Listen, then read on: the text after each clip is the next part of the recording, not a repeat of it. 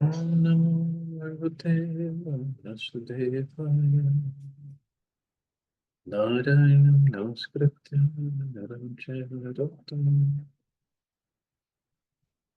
Devim Saraswatim Vyasam Tato Jayanti Nashtagraheshu Bhadreshu Nityam Bhagavata Sevaya Bhagavati Uttamam Shloke Bhaktir Bhavati Nashtiki. So continuing with the discussion on Srila Prabhupada Lilamrita by Srila Goswami, Volume 4, in every town and village around the world, 1968 to 1971, Chapter 29, Unlimited Opportunity, Limited Time. New Vrindavan, May 21st, 1969. So New Vrindavan, Prabhupada disciples, they bought a huge piece of land. At one point, ISKCON had 5,000 acres over there. And they built wonderful buildings, built by devotees themselves. And they built one a palace of gold, it's called, for Prabhupada. The nice structure, and it was covered by gold leaves. It was amazing. And they did it by themselves, not like they hired contractor from outside. Accompanied by Kirtanand Swami and Haigri, Prabhupada then traveled from Columbus to the New Vrindavan farm project in the hills of West Virginia. When their car got stuck in the neighbor's garden near the entrance to the property, Prabhupada decided to walk the final 2 miles along the muddy access road that led to the farm. The road soon ended, however, and Prabhupada and his 2 guides picked up a footpath entering the dense forest. The mid-May trees were still coming into foliage, and the sunlight broke through the branches to a carpet of brilliant purple flowers. Prabhupada walked quickly ahead of Kirtanand Swami and Haigri, who hurried to keep up. A winding creek repeatedly crossed the path, and Prabhupada would cross by stepping from stone to stone. The road, he said, would not be difficult to travel by ox cart. The forest was like a jungle, just as he had expected and wanted. For the past year, Prabhupada had corresponded with Kirtanand Swami and Haigri concerning New Vrindavan, and this correspondence had established the direction for Krishna-conscious country living. Prabhupada had said he wanted the community based on Vedic ideals, everyone living simply, keeping cows and working the land. The devotees would have to develop these ideas gradually. It would take time. But even in the beginning, the keynote should be simple living and high thinking. Because a community would remain completely aloof from the city, it would at first appear inconvenient and austere. But life would be peaceful, free from the anxieties of the artificial urban society based on hard work for sense gratification. And most important, the members of such a community would be serving Krishna and chanting his name.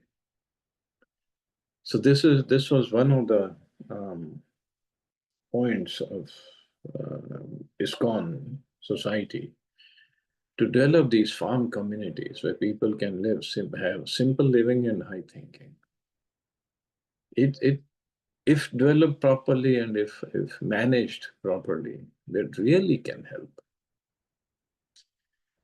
Prabhupada spoke little, making his way along the path as if at his own home. They stopped beside the creek, and Prabhupada sat down on a blanket. Kirtanand Swami and Haigriv spread him for him on the grass. "We are stopping for Kirtananda," Prabhupada said. "He is tired." Prabhupada and his party drank water from the creek, rested briefly, and then continued. As they rounded a curve in the road, Prabhupada could see a clearing on the ridge ahead. A small frame house and a barn stood at the lower end of the ridge. These 2 ancient structures, Hayagriva explained, were the only buildings on New Vrindavan's 120 acres. As no vehicles traveled here, the paths were overrun with high grass. A willow spread its branches close by the old house. The settlement was a picture of undisturbed, primitive life. Prabhupada liked the simple life at New Vrindavan, and whatever simple thing the devotees offered him, he accepted with satisfaction. They served him freshly ground wheat cereal cooked in milk, and he said it was wonderful. When he saw the kitchen's dirt floor covered with cow dung, he approved, saying it was just like an Indian village. Prabhupada also liked his room in the attic, directly above the temple room. He brought out the small Radhakrishna deities he had been traveling with for the last month, and had his servant Devanand improvise on the altar for a small table to one side of the room. Arranging his two trunks as a desk and placing a picture of his spiritual master on one of the trunks, Prabhupada immediately resumed his usual schedule. He would take his late morning massage sitting outside and then bathe with warm water in an improvised outdoor shower stall. Kirtanand Swami prepared Prabhupada's usual lunch of dal, rice, and chapatis, plus some local buckwheat. The previous summer, Kirtanand Swami and Hagrid had picked and canned blackberries, which they now served Prabhupada as blackberry chutney. The chapatis were from freshly milled whole wheat, and everything was cooked over a wood fire. The best fuel for cooking, Prabhupada said, was cow dung. Wood was second, gas third, and electricity last. And this is what in the villages, even in India, they still do it.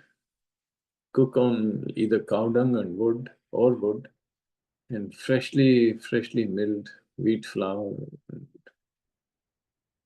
So, but in cities we are losing all this. Prabhupada spent much of the day out of doors under a persimmon tree about 100 feet from the house. There he would sit and read at a low table one of the men had built.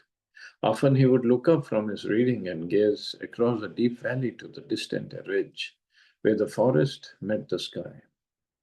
In the late afternoon, devotees would gather under the persimmon tree with Prabhupada, sitting and talking with him until after sunset. They saw Prabhupada living with them as a practical demonstration of New Vrindavan's importance. If he, the greatest devotee, could be satisfied living simply and chanting Hare Krishna in this backwoods setting, then they should follow his example. Comparing New Vrindavan to the Vrindavan in India, Prabhupada said that New Vrindavan was in some ways better, since Vrindavan, India, was now congested with worldly men. 500 years ago, the Goswami followers of Lord Chaitanya had excavated the sites of Krishna's pastimes in Vrindavan, and only pure devotees had lived there. But in recent years, Vrindavan had become a place for materialists and impersonalists. So that was in 1969. Just imagine now what it has become. New Vrindavan, however, should admit only the spiritually inclined. In Vedic society, Prabhupada said, everyone had been satisfied to live like this, in a small village beside a river. Factories were unnecessary. Prabhupada wanted this Vedic way of life for the entire world, and New Vrindavan could serve as a model for the benefit of the masses. New Vrindavan had no phone, and mail had to be fetched by a 2-mile walk. In this purpose, a New Vrindavan was like Vrindavan, India. Both Vrindavans lacked in modern amenities. This difficulty, however, coupled well with the Western philosophy that modern amenities were not worth the trouble required to get them. A devotee accepting whatever nature provides spends his time and energy in spiritual life. New Vrindavan's only cow was a black and white crossbreed named Kalia, and Prabhupada would drink a little of her milk morning, noon, and night. I haven't tasted milk like this in 65 years, he said. One day he predicted New Vrindavan would have many cows, and the udders would be so full that the dripping milk would muddy the pastures. Although people in the West were blind to the great sin of cow slaughter and its grievous karmic reactions, he said, New Vrindavan would demonstrate to the world the social, moral, and economic advantages of protecting the cow and utilizing her milk rather than killing her and eating her flesh. Prabhupada wanted the New Vrindavan devotees to build cottages. He wanted many buildings, even if at first they were primitive, and he gave a plan for a simple structure of baked mud. He also wanted a Krishna-conscious school. And the country, he said, would be the best place for it. The city is made by man and the country is made by God, Prabhupada said, paraphrasing the British poet Cowper. The young students should learn reading, writing, and arithmetic, and at the same time, they should become pure devotees. In the play, they could imitate the pastimes of Krishna and his cowherd boyfriends, with one child massaging Krishna, another wrestling with Krishna, just as in the spiritual world. The women in New Vrindavan, Prabhupada said, should care for the children, clean the temple, cook for the deities, and churn butter. He had many plans for New Vrindavan, and he was giving only ideas, seeds, with few details. You develop it to your heart's content, he told Kirtanand Swami. An ideal Vedic community with the members producing all their own food and necessities was what Prabhupada wanted. Unless the devotees at New Vrindavan could become self-sufficient, he said, there was no use in their occupying such a big piece of land. Even before Prabhupada's visit to New Vrindavan, he had requested Kirtanand Swami and Haigreve to plan for 7 temples on the property. These 7 temples should be named after the major temples of old Vrindavan: Madan Mohan, Govindji, Gopinath, Radha Damodar, Radha Raman, Shyam Sundar, and Radha Gokulananda. So these are the 7 major temples of Vrindavan, India.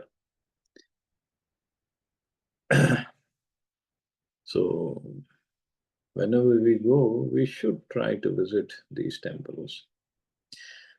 At least Radha Damodar, Radha Raman, Radha Shyamsundar, Radha Gokulan, they're not too far from each other. So one should visit at least these 4. Prabhupada said he would personally secure Radha Krishna deities for each temple. It was inevitable that Prabhupada leave New Vrindavan. Letters from London, Los Angeles, and San Francisco compelled him to travel. On the day of his departure, the New Vrindavan devotees teased him, saying he couldn't go. Kirtanand Swami went so far as to say they would block his way on the road, but Prabhupada corrected him. You can't do that to the spiritual master. Accompanied by Kirtanand Swami and the New Vrindavan devotees, Prabhupada walked along the forest path. The New Vrindavan countryside was verdant, the summer air hot and moist. Prabhupada was silent. He had come here to encourage his disciples, and he himself had also become encouraged. Here was simple village life as Krishna himself had lived it, depending on the land and the cow. That cow Kalia had given such nice milk. New Vrindavan cows were not ordinary. They knew they would not be killed. So far, only a few devotees were here, but by Krishna's grace, more would come. So these cows, they knew they would not be killed. So they're not just like machines to give milk. They are very much conscious. Any living entity is conscious, and especially the cows. So when they are not afraid, then they give plenty of good milk, actually. And nowadays we see cows are always crying with tears in their eyes because they know they will get killed. They're afraid. So what kind of milk they would be giving? And the consciousness goes in the milk, and that milk, if we drink, the milk, scientists cannot prove this, but everything has consciousness. The milk is also conscious. Conscious in the sense, it has those fear factor or fear thoughts of cow in the milk. So if we drink that, so we'll also get affected by that. And if somebody is eating meat of those animals, including cow, what kind of, not only the reaction, but what kind of food he is intaking, it will be completely covered with fear and anger and whatever feelings the animal has and he is getting killed. So that's why there's so much of chaos in the society because of meat eating, killing of animals. Prabhupada and Kirtanand Swami walked together along the forest path, saying little, but their mutual understanding was deep. Prabhupada hadn't given him any specific instructions. A few words while sitting or walking together outdoors, a gesture, a facial expression of pleasure or concern. Kirtanand Swami could understand, however, that New Vrindavan was very dear to his spiritual master and should become dear to him also. Prabhupada assured him that because the devotees of New Vrindavan were centered on chanting Hare Krishna, serving the deities and protecting the cows, Krishna would bless them with success. The community was already successful, and Krishna would continue to protect the devotees against all impediments and difficulties. At the end of the 2-mile walk, Prabhupada, surrounded by his followers, stood beside the car that was to take him to the airport in Pittsburgh, from where he would fly to Los Angeles. His suitcases, which had been come out on a horse-drawn cart, were loaded into the car's luggage compartment, and Prabhupada got in the back seat. Amid cries of Hare Krishna and Prabhupada, the car pulled out onto the country highway, and Prabhupada continued chanting Hare Krishna on his beats. Prabhupada had been hearing regularly from his 6 disciples in London. Having little money and living as separate couples in different parts of the city, they found their greatest inspiration in Prabhupada's letters. They would repeatedly read his instructions and dream of when he would one day visit them in London.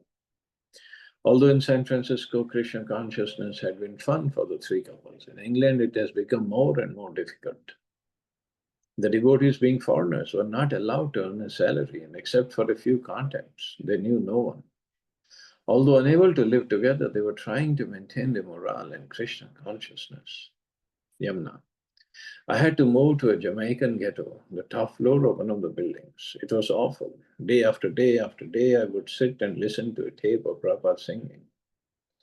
It was a beautiful tape he had just done in Los Angeles, and I would pray to him, please come, Mukunda. Let us, that's what kept us alive. Prabhupada would write and say, I'm coming. 2 or 3 times he wrote to say, I'm coming by March. And he would write back and say, we wanted to get a place first. We really felt it wouldn't be right for him to come unless we had a place first. He wrote a letter to my wife. I was planning to come by March, but your husband is not allowing me. What can I do? The devotees in London had not seen Prabhupada in 4 months, and still there was no date set for his visit. Although they sometimes became discouraged and talked of going back to America, they persevered. Prabhupada had promised he would come when they got a temple, and what that promise helped them remember that they were personally serving him. They felt that he was doing the work and they were his assistants. His absence was only external. By his instructions, whether written, spoken, or remembered in the heart, he was always with them. He was constantly directing them. While trying out various schemes to popularize Krishna consciousness in London, Shyamsundar arranged for a program to which he invited many of London's prominent citizens. About 100 people responded to Shyamsundar's formal invitation. 1 member of parliament, a few government officials, but mostly young people. The devotees served a feast and showed a film of Srila Prabhupada walking by Stowe Lake and Golden Gate Park. Prabhupada had sent a tape recording specifically for the evening, and the devotees highlighted it as the evening's special attraction. Even though they hadn't had time to hear it in advance, Gurudas started the tape, and suddenly there was Prabhupada's voice. Ladies and gentlemen, please accept my greetings in the happy year of 1969 and blessings of Shri Krishna, the Supreme Personality of Godhead, for your kindly participating in this happy meeting of Krishna consciousness. Although Prabhupada had recorded the tape in the quiet of his room in Los Angeles, the devotees were astonished to feel Prabhupada's direct presence, preaching Krishna consciousness to the English. Lord Chaitanya informed us that the absolute Supreme Personality of Godhead can descend in transcendental sound vibration. And thus, when we chant Hare Krishna mantra offenselessly, we immediately contact Krishna and his internal energy. Thus, we become immediately purified from all dirty things in our heart. The guests sat listening politely as Prabhupada described the soul's travail of transmigrating from body to body and the path of the soul's liberation through chanting Hare Krishna, Krishna Krishna, Hare Hare, Hare Ram, Ram Ram, Hare Hare. Krishna consciousness was transcendently colorful and full of transcendental pleasure. Chanting could be done anywhere, on the street, in the park, or at home. Prabhupada concluded his talk. But to assemble and sit together, we require a place for congregation. Therefore, a temple of the Krishna consciousness movement is required to be established in various centers in the world, irrespective of the particular country's culture, philosophy, and religion. Krishna consciousness is so universal and perfect that it can appeal to everyone, irrespective of his position. Therefore, I fervently appeal to you all present in this meeting to extend your cooperation for successful execution of this great movement. Thanking you once more. So, there was a pause, and then Prabhupada began playing the harmonium and singing Hare Krishna. Afterward, he spoke again. My disciples in London have very eagerly asked me to visit there, and I am also very anxious to see you all. But so as soon as there is opportunity, I shall go with my Sankirtan party, who are now engaged in Los Angeles. And that will be a great pleasure for you all to meet together, that's all. So they played Prabhupada stage, and they had a nice program. I think we can stop here. See anybody has any questions or comments?